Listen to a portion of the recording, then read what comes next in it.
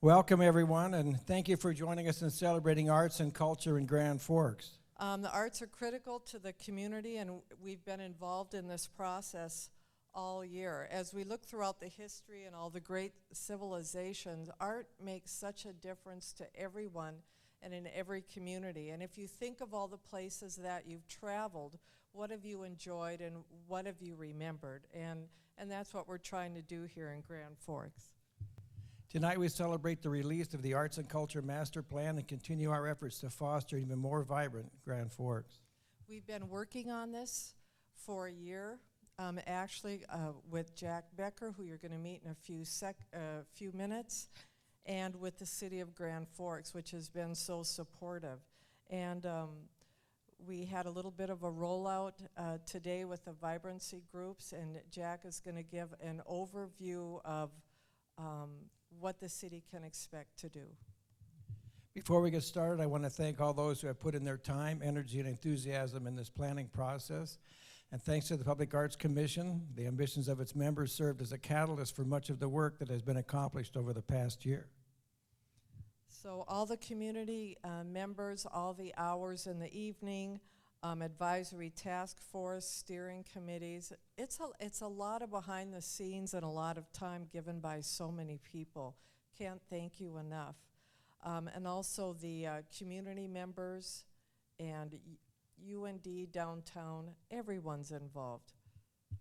I also want to especially thank those who funded the master plan, the City of Grand Forks, thanks to the City Council, and the Community Foundation, Christian board members, thank you.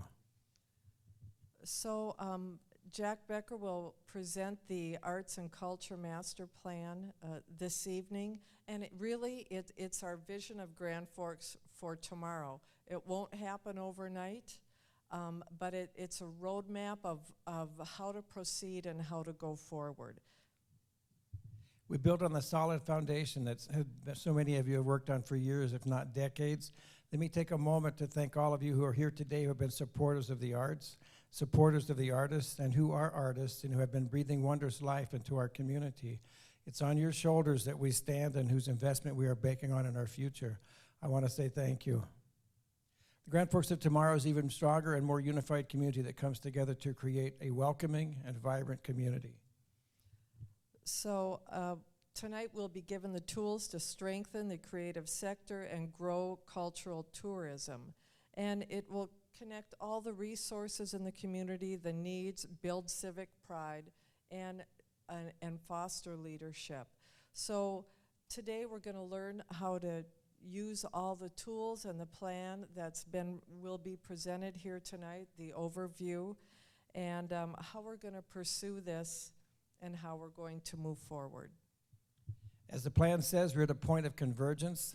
Partnerships between the public sector, the private sector, and community members who have cultivated over the past year and created momentum that has brought us here tonight.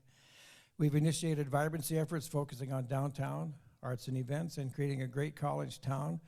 We have challenged the community to seek the best practices of others and make them our own, and we have watched as inspiring grassroots efforts like the Big Fork and Fest, Alleys Alive, and an artist guild have found fertile ground in the environment which to go in Grand Forks. Now we need your help. Your involvement is critical to realizing the vision of a more vibrant Grand Forks. Together, we can create the Grand Forks of tomorrow. This will be very brief. I don't think that many of us know how important Jack Becker is within the larger public art world. But he graduated as an artist, and he was involved in sculpture and new media. He went to work for 1 year in the CETA program, CETA, and his appointment was gallery director for the city art production, but they didn't give him a gallery. He was told that the gallery was the city, and he became the person who connected artists with spaces. Then in 1978, a very important date, he founded Forecast Public Art. Forecast is the company he started and he still is involved with, and that's who we signed a contract with for Jack to come here. In 1989, very importantly, he founded a magazine called the Public Art Review. And I think it's one of a kind. People buy it all over the world. And you might be very interested in the current issue, which just came out, and it's about Norway, one of the great leaders in public art throughout the world, in part because they had all that great oil.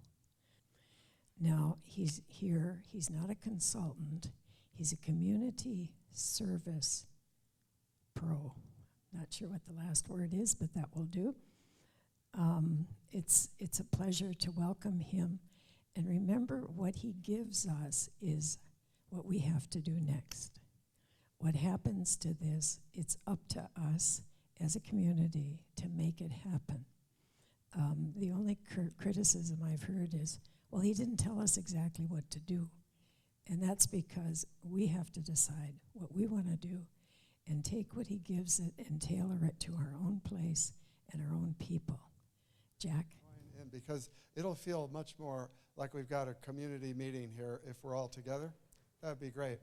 I don't know, what was it, 30 different artists' concepts for projects they want to do around the community. And you get a sense of the vitality and the interest in artists wanting to take their creativity out into the world and not keep it hidden and in private spaces. And really, that's where my heart belongs. And I'm really honored to be here and to be able to have worked with so many of you over the last year to help craft what I believe is going to be a useful arts and culture plan for the community of Grand Forks and the larger region. It's about 140 pages, and so we're not going to read the plan tonight, but just so you know, there's a lot in it, and my goal is to summarize what's in that plan and help you understand, well, now there's a plan produced, what next? The vision for arts and culture for Grand Forks is a convergence. So we're thinking about it as a creative blending of energies and talents to form a more powerful force and a stronger and more unified community. And thinking about the larger arts and culture world, really the foundational components that make up that world have to do with the facilities and institutions, the events and festivals, the public art design and placemaking that happens, as well as the structure of the organization, the governance and the policies and funding, creative economy and tourism, as well as arts education and career development for artists. In the middle of this is arts and cultural planning, and it's all based on a long-term goal of developing the character and quality of place. So what kind of a place is this in Grand Forks, and what kind of a place do we want to create for the future? So we've engaged an advisory task force and a steering committee, more recently vibrancy groups that are still working today, as well as a number of community stakeholders. Of course, we've brought what we can about our 37 years of working in the field of public art to bring best practices to this, and surveying other cities that have public art and arts and culture programs, and how are they structured, and what kind of public art strategies would be appropriate for this community. PAC also undertook a variety of momentum projects. These were public art activities that helped demonstrate aspects of the public art process. And on top of that, there was this Alley Alive program that was really a grassroots effort that was not part of the planning process, wasn't designed as a momentum project, but from our point of view, it really served that role. We looked closely by touring around the city and looking at various documents that have been produced, as well as meeting with groups of people doing mapping exercises. Where are the assets in this community? Where are the opportunities? And where are the boundaries and the corridors, historic and civic sites? Where are the various districts, and where are their future districts being developed? So this map is a conglomerate of a variety of those various analyses. And as we were putting together that combination map, we realized there's really a grand loop in the middle of Grand Forks. And this grand loop concept has grown as something we think would be valuable to build upon in the future, especially with strong linkages to downtown and as a means of supporting the development of arts and culture, public art, and placemaking. And the corridors included University Avenue, which we see as a stately street, something that's already got lots of character and charm. 32nd Avenue, which is very wide and has the opportunity to become more of a promenade. Washington Street, which still has lots of remnants from the historic 50s and 60s and the signage there. And then 42nd Street, which really we felt lacks some character, lacks charm. Maybe what could happen there that could give it a sense of continuity and identity. And after giving it some serious consideration, we thought some way of greening up 42nd would be interesting. And we were inspired by the shelter belts, the wind blocks that happen in the agricultural community around here, and thought, is there a way to turn 42nd into some kind of a shelter belt with trees growing along it and greenery and green structures and artistic efforts that play off of that idea. So forest and light is the theme for 42nd. We also looked at different cities and what kind of management structures they have in place for arts and cultural governance and management. Many of them are embedded within the city. Some are where a city leads and there's partners that work with the city. And others are side by side, a nonprofit with a city partner. And the fourth is really a nonprofit that works with both city and public and other private partners. And based on the positive responses to the early drafts that we developed, it really seemed like there was a strong interest in that fourth model. And that there's a strong interest in an effectively staffed, well-governed, and properly funded arts council as a key to serving all the needs of this community. This would be an independent, nonprofit organization involving multiple partners and effectively implementing the plan in a coordinated and collaborative fashion. So if you think about all the property the city has, all the spaces and programmatic opportunities the Park District has, UND, East Grand Forks, and other entities, a coordinating entity that can work with all of them and represent the interests of the arts and the needs of the arts is basically where we're going. And of course, we like the idea of adopting the Grand Loop concept and integrating it more into future land use plans, strengthening the UND and downtown connections, and developing a dynamic and well-managed public art program. A more holistic view of what that might look like is, in the middle, a Greater Grand Forks Arts Council with 3 primary programs that it would run: a public art program, a support system like grants for arts organizations and festivals and events, not unlike what you already have going on. And then an important component would be PR and marketing and communications, as well as fundraising, to ensure that it's a stable, sustainable organization. Partnering with these public entities on the left with the cities of East Grand Forks and Grand Forks, UND, Park District, and other potential key partners, as well as private partners that could be collaborating in all kinds of ways, and helping with the implementation of programs. It would be run as a 501c3 nonprofit organization. It would be governed by a board of directors, and the important thing about this is that the board of directors would represent the key stakeholders, from artists and arts organizations, also to the key partners, having a liaison representation on that board to ensure that there's coordination and representation. And involving artists in the design and implementation early on in the development of public and private improvement projects, this is happening around the country now. It's not about bringing artists in after the fact to add art to a space. It's inviting artists to the table during the planning and development and design of public improvement spaces and private developments. And of course, we want to ensure that there's continued public engagement in the program and that there's policies established eventually for the selection of artists, as well as reviewing and accepting gifts of art. The good news is there's some 350% for art and public art programs around the country. So you're not starting from scratch. There's lots of great materials that other cities have already adopted in terms of procedures and policies that you can adapt and adopt here. So I want to wrap up by thanking all the people who've been involved in the support systems that have made the plan possible, the hundreds of people who participated in the surveys, the focus groups, the advisory task force, the steering committee. And I especially want to point out Nicole Durain. I think she's up in the booth somewhere, but could we just have a round of applause for Nicole?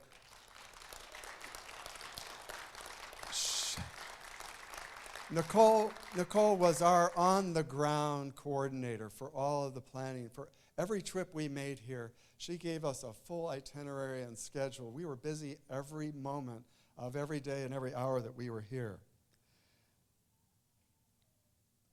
And finally, you know, this plan is 140 pages. It's a lot to read, and I don't expect everybody's going to read it all.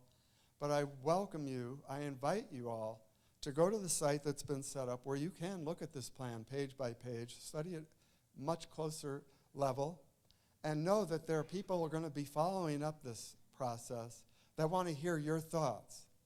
And right now, I'd like to hear your thoughts and invite you to share. What is your initial response? This is a summary of something that's taken a long time and is a huge document, but I hope that I help clarify what the key recommendations are and the important next steps that we think will help take it forward. Government. I think local government is really where it's at. I think cities that can perform well and get things done, have their own vision, be able to implement it, will lead this next 50 years of this country. And will, instead of our, post-World War II, where it was top-down federal government, communities like Grand Forks, if we're going to compete and compete very well, we're going to have to create our own vision, implement it, sustain it, and that's what we're on the leading edge here. And we're not just going to wait for somebody to come to town and tell us what to do or wait for a federal grant. We've got to create our own fortune. And so that's what the mayor's allowed us to do. He's created 3 organizations. Julie Gregg's going to talk about arts and events, and she's done a fantastic job co-leading that. We're very fortunate to have her. And then Jonathan Holt, if you could come down and talk about the downtown vibrancy group. And then we have a burgeoning one, which is this university and community. We really want to create a great college town. And we had a gentleman called Jim August, who Klaus Thiessen from the Grand Forks CDC brought down and talked to us, met with 20-some people. And he says now the moment is right for Grand Forks to move to the next level. Most of our focus at this point has been on funding programs and how to help arts and events in our community. As you know, there's 2 programs set up by the City of Grand Forks. We have the Arts Regrants Fund that goes through the North Valley Arts Council, and then we have the City's Special Events Fund. Now, the Arts Regrants Fund does go mostly to arts organizations, and tonight I've heard from a lot of artists. And so it's interesting to hear that perspective. And while we're talking about both arts and events, and there's a lot of overlap, there's a lot of differences as well. And so while a lot of our conversations so far have crossed over between the 2, we need to separate and focus on each as well. It was mentioned a little while ago about the hoops that you might need to jump through to do some public art as an artist. The City of Grand Forks has a special events program set up where if you're holding an event, you can go into the public information office and they have kind of a one-stop shop for you. Maybe that's something we need to look at for public art for artists. So I'll talk about just a couple of things that we've been working on and sort of the overarching goals with the work of the Downtown Vibrancy Group. We've had some themes throughout kind of looking at downtown that we've tried to focus on, and with every aspect that we've worked on and everything that we've talked about, we've tried to always go back to, does this make downtown better? And does that make Grand Forks as a whole better? It seems very simple, but if we continue to ask ourselves that question, it's enabled us to really get somewhere, I think, with our findings. So we focused on a few different things, but we continue to go back to the importance of social interaction and community engagement and people-first designs in terms of what we do. So when people ask me, what's the vision for downtown, I often just sort of simplify it and say we're trying to build Sesame Street. So when we think about Sesame Street, we think about sort of that mixed-up soup of of houses and businesses and education, sort of where we take care of our neighbors and chance encounters are frequent and meaningful. So we're trying to think of ways that we can get to that point. Some of the things that we're looking at design practices and development strategies and ways that we can attract more businesses and more development to downtown while also maintaining our current strong sense of history and sense of place and culture and great mix of locally owned businesses that that we have in downtown Grand Forks. Thursday night. It struck me, and it always was with me. So when I had the opportunity, after I moved here to Grand Forks, and I was invited to go to Fort Collins to look around again, I jumped at that chance because I really enjoy that town. I really enjoy Grand Forks, and we have all kinds of great things that are going on here, but that doesn't mean we shouldn't be looking elsewhere to see what other people are doing and what they're doing right. So, what we did is we went there and we wanted to learn, quote, what their secret sauce is. And one of the first days we were there, actually the first day we were there, we were walking down the street, and just simply in walking from our hotel to this meeting place, we were struck by all these things that they're doing, just these little things. Transformers that are painted, and the way the streets are set up, and the way the buildings are all made of with certain codes and restrictions, which I'm not sure is a good thing or not, but it is interesting. And when we got there, their mayor, Mayor Troxel, told us that all of these things are what he considers love letters to the community. Love letters to the community. That really struck us also. It really is a great way of saying it. There's all these things going on. It's not because a bunch of people decided, darn it, this is what we're going to do. It was because a bunch of people got together from the ground up and decided they're going to create these love letters for the community. So what does Fort Collins have? They've got gathering spaces all over the place. They've got public art all over the place. They've got transformers that are painted with all kinds of unique artwork, which I want to do here in Grand Forks at my business. They've got brick alleyways. They've got tons and tons and tons of community buy-in. You can tell there was a lot of talk that everybody's transparent and that there's a lot of community buy-in, and I think that's why these things are happening there. So, what did we learn? We learned that we all love these things. We thought that was really great. We learned that we have no idea how we could possibly pay for them all here in Grand Forks. That's just the truth. We also learned that it takes vision, and it takes community involvement and community input. And in Fort Collins, that really seems to be the thing. I think the value of going to a place like Fort Collins is seeing those kinds of things. I'm really intrigued by what they did with their alleys. Their alleys are not only nice places you can walk through, but in some cases they're transforming them so that there's businesses on those sides. So they're actually creating business opportunities where people want to walk. We've started to do some of that here with the Alley Alive and painting the trash bins and painting the, what do you call those things on the floor? The manholes. So we're doing some of those things already, and I think that's a good thing. One of the things we also heard was how the university interacts with the community.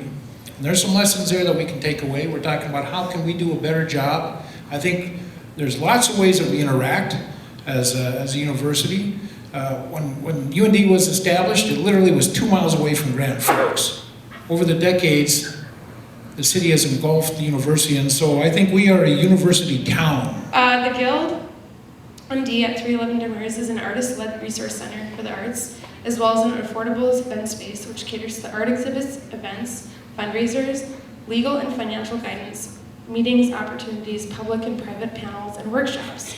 We also have 4 offices and studio spaces available to rent under the Guild, with access to resources and professional development programs for artists.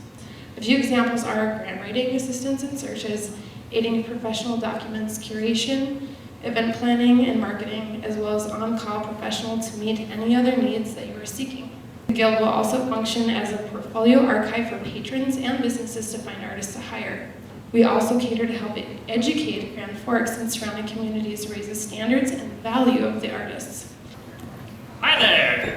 So I'm with Alley Alive, which I don't know if any of you guys have gotten to come out. It's been a really fun event that we've gone through 2 of them. We have another one planned for, I thought was February 15th, apparently according to my partner, who is now hiding in the corner.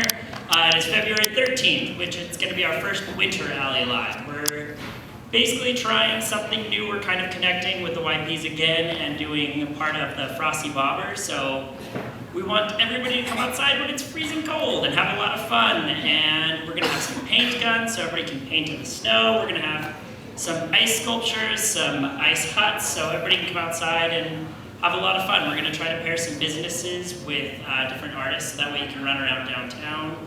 And it will encourage people to check out the local business that maybe they don't get to see on a regular basis, and see also an artist or a musician or something else going on in there. Our previous, successes have been amazing. Our first one was mind blow for all of us on how good it did, and then the second one pretty much doubled what the first one was. We like to showcase a lot of local musicians, art, and one of our biggest emphases is really making sure that we're revitalizing downtown, which is already a beautiful, beautiful space, but we're here to really just kind of make it even better every time. So we're constantly trying to come up with new art projects and new restoration projects to make our town a little bit better.